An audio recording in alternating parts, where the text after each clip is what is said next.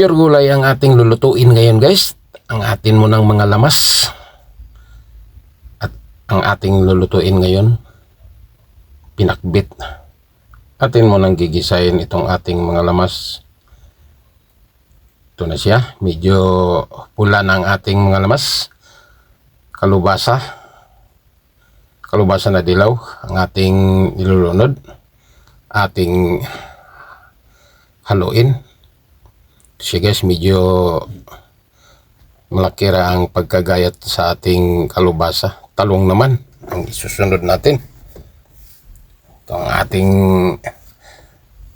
niluluto ngayon na pinakbit at sitaw. Ito, ang sitaw muna ang ating sunod sa paglunod at ating takpan saglit. Atin siyang lagyan ng tuyo.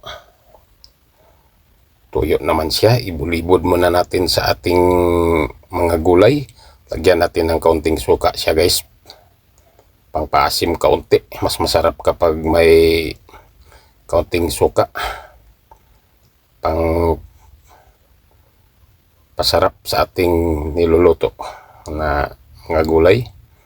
Ito, takpan muna natin.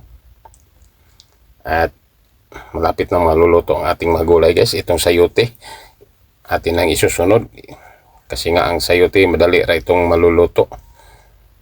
Ito muna siya guys ang ating halo-haloin natin. Ihalo muna natin ang ating niluluto na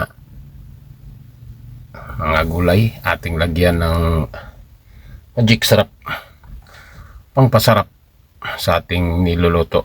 Kaunting dagdag na pangpasarap natin. Ito siya guys, ang ating halo-haloin muna natin ulit ang ating niluluto. Atin lang dandanin sa paghalo nitong ating mga gulay kasi nga umaapaw man siya sa ating kawali. Medyo madami man ang ating niluluto ngayon kasi nga ang naggayat nito hindi man tayo. At nasubran siya sa kadami ang ginagayat niya. Ating takpan saglit siya guys ulit. Ito naman ang ating niluluto. Siguradong luto na siya guys.